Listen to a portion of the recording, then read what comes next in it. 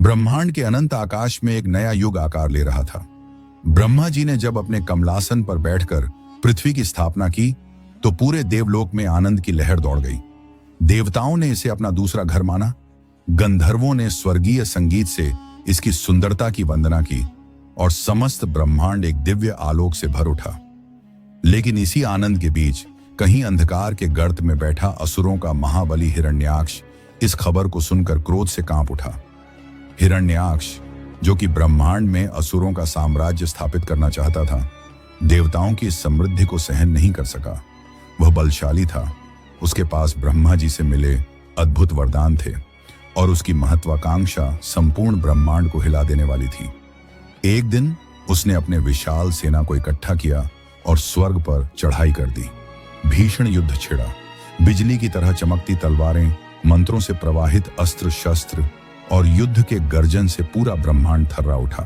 देवताओं ने पूरे पराक्रम से युद्ध किया, लेकिन हिरण्याक्ष अपराजय साबित हुआ। उसने इंद्र को पराजित कर स्वर्ग पर अधिकार कर लिया। स्वर्ग उजड़ गया। देवता भागकर ब्रह्मलोक पहुंचे और ब्रह्मा जी से विनती करने लगे। ब्रह्मा जी ने आदेश दिया, अब समय आ गया है कि तुम पृथ्वी पर नए जीवन की रचना करो।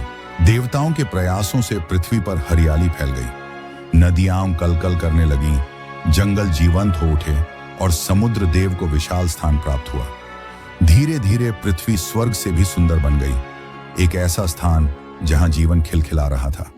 लेकिन यह सौंदर्य ज्यादा दिनों तक नहीं रहने वाला था। जब हिरण्याक्ष को यह पता चला कि देवता पृथ्वी पर नया संसार बसा रहे हैं तो वह क्रोध से लाल हो उठा। उसने संकल्प लिया, अब की बार देवताओं का अस्तित्व भी समाप्त कर दूंगा। अपनी सिद्धियों का उपयोग कर हिरण्याक्ष ने अपना आकार पृथ्वी से भी सैकड़ों गुना बड़ा कर लिया। उसकी आंखों में दानवों का स्वप्न था और दिल में विध्वंस की ज्वाला। एक ही झटके में उसने अपनी हथेली में पृथ्वी को दबोच लिया और लेकर चल पड़ा ब्रह्मांड के सबसे रहस्यमयी स्थान की ओर, ब्रह्मांडी महासागर, जहां अनंत जल राशि थी, जहां अरबों ग्रह समा सकते थे और जहां डूबने के बाद कोई वापस नहीं आ सकता था। हिरण्याक्ष ने निर्दयता से पृथ्वी को महासागर में फेंक दिया। पल भर में ही धरती पर तबाही शुरू हो गई। विशाल तरंगों ने पहाड़ों को निगल लिया, नदियां विलुप्त होने लगीं और जीव जंतु तड़प कर मरने लगे। देवताओं ने अपनी पूरी शक्ति लगा दी, लेकिन वे सिर्फ थोड़ी देर तक विनाश रोक पाए। पृथ्वी डूब रही थी, विनाश अवश्यंभावी था। ब्रह्मा जी ध्यानस्थ थे। उन्होंने यह भयावह दृश्य देखा और तुरंत भगवान विष्णु का स्मरण किया, तुरंत आह्वान स्वीकार किया। उनके अंदर संकल्प जगा और उन्होंने धारण किया वराह अवतार। ब्रह्मा जी की नासिका से महाविशाल रूप में प्रकट होकर उन्होंने ब्रह्मा जी का अभिवादन किया और सीधे ब्रह्मांडी महासागर की ओर कूच कर गए।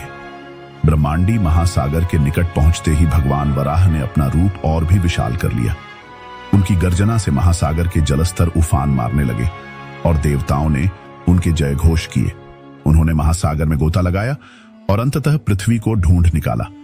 अपनी महाशक्तिशाली डाढ़ों में धरती को उठा लिया और बाहर निकल आए। लेकिन इसी क्षण हिरण्याक्ष का ध्यान उन पर गया। उसने देखा कि एक महाकाय जंगली सुअर वराह पृथ्वी को वापस ले जा रहा है। वह समझ गया, यह कोई साधारण जीव नहीं, यह स्वयं नारायण है। उसने भी अपना विराट रूप धारण किया और वराह को ललकारते हुए युद्ध के लिए आगे बढ़ा। नारायण, तुमने मेरे काम में हस्तक्षेप किया है, अब मैं तुम्हारा अंत करूंगा। युद्ध का बिगुल बज उठा। हिरण्याक्ष ने अपनी पूरी शक्ति से हमला किया, लेकिन वराह पर कोई असर नहीं हुआ।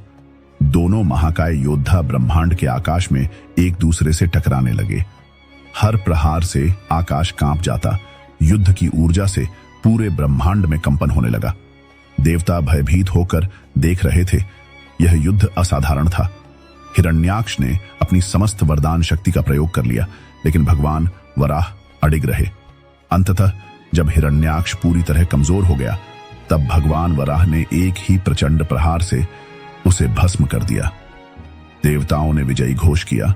आकाश पुष्पों से भर गया और ब्रह्मांड में उल्लास छा गया। भगवान वराह ने पृथ्वी को पुनः उसकी कक्षा में स्थापित किया।